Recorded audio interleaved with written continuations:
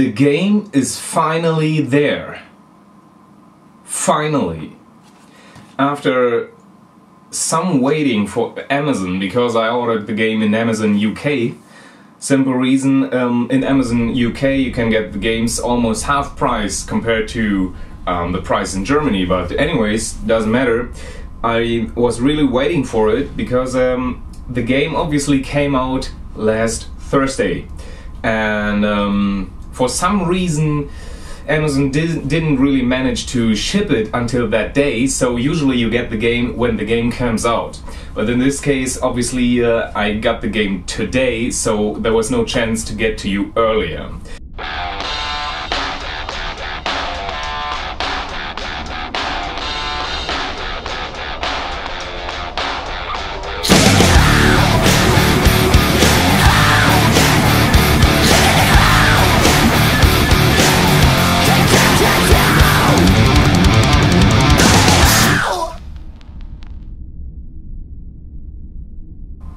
The game is much better than Shift 1 in many ways. First of all, the music is awesome. So the presentation got to a level where you really cannot say anything bad about the game at all. So you have 3 monitor support. You have a very good looking menu. You have menu controls that actually work when the menu shifts are in progress or still in progress.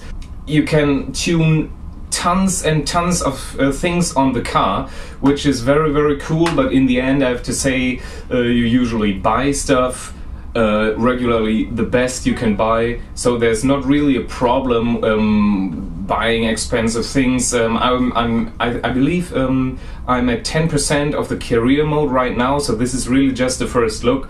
I didn't play the multiplayer part. I just went straight into the game, played the campaign for a couple of hours and tried a couple of things, and I'm really impressed by most of the stuff. So what's the problem then with this game? Is there any problem? Are there problems? Maybe there are a couple of problems. And yes, there are. The first thing is the game needs more than 30 minutes to install. I have not seen a game using 30 minutes to install for a couple of years now. Then you come into the game, and the first thing I did was setting my controls right. So I didn't want to have driver assistance. I wanted the highest realism mode, which is Elite in this case. And I didn't want any driver aids whatsoever. So I really put everything to minimum or to off. So there's no brake assistance, no steering assistance, no traction control. Everything to none. You get the point. Then I went to the controls menu and set the steering configuration according to my G25 steering wheel here at my desk, and set the transmission to manual, obviously, and the clutch to manual mode as well. After that you can change your buttons and pedal configuration, steering sensitivity, your force feedback values, everything you like to set, which is very cool. You can even set the steering angle, maximum steering angle, to 900 degrees. And this is a nice feature, for different settings for drift and normal career mode, which I like very much actually. I really like that. I will come to that point later on. So I started the career, then you get a very nice introduction from some drifting bloke who's obviously a very famous drift driver, and so all this combines to a very good start of the game. So you come into the game, and the first thing you see, the graphics got a little bit better. We have brighter colors, everything looks a little bit better, you can see clearly. There's more stuff lying around, the people look better. You have leaves and parts, rubber parts of the tires of the racing cars lying beside the track or even on the track, and you can hear them plop against your chassis when you drive through them or drive over them, which is extremely cool, because when you go to a track for the first time, you will realize that there's stuff on the track and you don't really know what it is. And when you're allowed to go onto the track to check it, you actually see that these are rubber parts of the tires. It looks like some candy, but it is actually tire rubber. And they managed to get this into the game as well, so they really tried to get a very good impression of what's really going on the track in this game. So I started my first lap around the track with a very nice car, which is already a race car. And you get a really good feeling of the car almost instantly, which I liked a lot. And the brakes are okay, the steering is very good. But not perfect, still not perfect. There is some input lag, but I'm not really sure where this is coming from. I have some ideas, more about that later. And the graphics is just awesome. There's just nothing to say against the graphics, except for some minor problems like popping up grass and shadows that disappear on the third monitor or on the side monitors in my case. But that's not really a problem. So as usual, I bought my Z4 BMW and wanted to try the physics of the simulated car and maybe compare it later to my real car. So I went to the Nordschleife with the simulated car and tried 1 or 2 laps in it, and it really actually felt very good, except for one minor thing. I believe the damping rates are downright awful. It is absolutely unacceptable that you seem to have no damping effect at all with the stock car. So the springs seem to be okay, but without the damper the car is still a little bit flying over the street or over the road. And what I like is that the steering is almost instantaneous, so there's not this huge delay, at least within the physics model. Like in Shift 1, there's a very small delay, you barely notice it actually. The visual, on the other hand, is extremely delayed. So I read a couple of comments on my YouTube channel down below, and some say that the steering is extremely delayed. So some say like 5 seconds, which is obviously a little bit too much, but like 1 second or half a second. So when you turn your steering wheel like this, the steering wheel in the virtual car turns a little bit later. But okay, I can live with that. It's a little bit irritating because you really don't, you need the visual feedback actually. I want 2 things: turn it off or make it more responsive. I would like to have an option to turn it off actually, because when I have a steering wheel right in front of me, I don't need it on the simulated dashboard. It doesn't make sense to me. The AI is fair. I heard a couple of comments and some reviews say that the AI is extremely competitive, so they never make errors and it's too hard even on easy mode, and when you hit them they just slide with the tail a little bit and you go off the track. I find this pretty unbelievable, to be honest. Maybe I am maybe I don't know, I wouldn't say I'm good, but maybe it's a little bit that the reviewers don't have the experience, because on easy it's really too easy.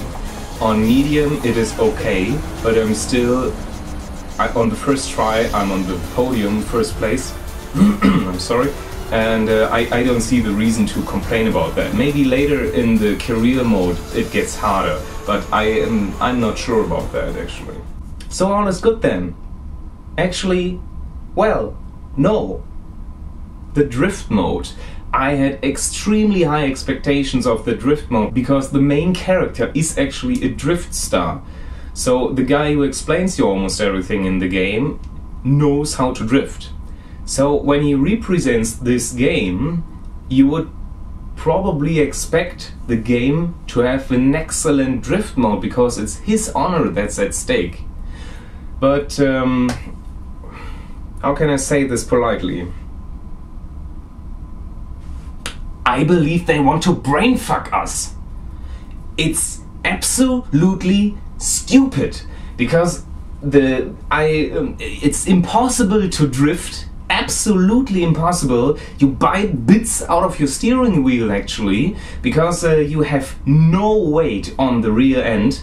You have way too much weight on the front axle, and so you go like 30 around a corner and your tail comes out. It's hideous. I don't know, how can they actually think this is how a car drifts?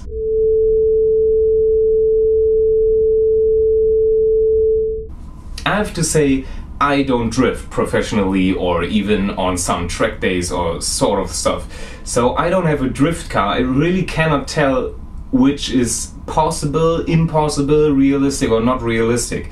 But from my experience and from my expectations and from my understanding of physics, I would expect the car, or every car which weighs almost 1 ton or more than 1 ton, most of the cars weigh more than 1 ton, that they can go around corners with 50 kilometers per hour, which is about 35 miles an hour. So there's absolutely no reason why the tail should come out at 30 miles an hour. But what they do is, and I actually checked that, I couldn't believe what they do there. So I pressed the show me the physics button, and they showed me that the rear axle has about minus 80% of weight distribution and the front has plus 50. What? So what I show you here is actually my first tries to drift. And please concentrate your eyes on the lower parts. I'm sorry for the very wide angle here, but please concentrate on the rear wheels and on the front wheels. There are certain times where I'm standing still, and there you can clearly see that the weight distribution is totally unrealistic. In some cases, like in a few seconds, please concentrate on the torques shown here in Newton meter and the horsepower. What you will notice is that the wheels spin with 50 horsepower and 50 Newton meters of torque. That is basically nothing. You would screw a screw with more than 50 Newton meters of torque. A simple bolt is enough. I mean, you have to fill the whole bonnet with concrete and make some balloon onto the rear end. I don't see the point in this. I mean, you can change the geometry of the suspension system, you can change the weight distribution a little bit, but you cannot tell me that you fill the bonnet with concrete and expect me to drift. I mean, the drift mode could be totally awesome. It looks great. You can steer, you can set your driver settings according to the drift mode, but why in the name of all that's holy do you think the car is so light on the rear end? You go, as I said, you go like 30, then the tail comes out, you counter steer, and there's just this margin where you can have your power, your throttle. If you go like here, you just don't drift. If you go like here, you spin off. And there's no way to get the car right. I will show that later in my full review, but it is impossible. What they do there is impossible. It is physically stupid. It's just rubbish. Forget the drift mode. Redo it. Just redo it. When you take a look at the very awesome replays, you will notice some minor issues on the graphics side. The first thing is the spring rates appear to not be very accurate. It looks cool that the car is a little bouncy, and if there's a curve that your tires really go into the wheel arch, but that looks cool, but you already see that the car is bouncing a lot. And the other thing is that the driver's hands don't move within the replay, even on full detail settings. One other thing is that the steering wheel just won't move, like in the game or during the game when you race. So what I like is that the guy is really turning the wheel with 2 hands. It looks awesome. Really, really is impressive. And one last thing during the replay is that when you see your car from the outside, you would expect during a drift that your wheels really come out and you have the feeling of how you counter steer. But actually they managed to get this wrong as well, but it's really just a small issue. I can overlook that as well. So please wait for my full review. Don't give up on the game. It's actually very good. The atmosphere is awesome. The sound is okay. There's still no wind noise or sort of stuff. Also, you cannot hear the wheels, but it looks good. The steering sensitivity is very high. There's almost no delay.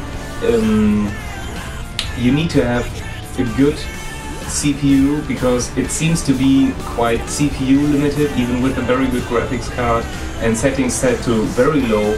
The steering sensitivity doesn't improve. So tried that, didn't work. Anyways, it works. The game is fun. It seems to be good. If you want my personal opinion, and I really say it's my personal opinion, the game is worth a look. Buy it if you like racing games. Buy it if you really want a good game with excellent graphics and a compatible physics engine. And also if you think the last one didn't completely suck. It is still not a GTR, and I believe it won't be. But I would expect some modders to come up and get the damping right, and maybe some mods to get a little bit more damage, because when you hit something, usually your car is completely smashed. When you hit something in this game with 200 miles an hour, you barely have a scratch. And well, that's about it. I would say leave a comment down below. I'm really looking forward to your personal opinion of the game. And thanks for watching. See you guys later in the full review of Need for Speed Shift 2 Unleashed.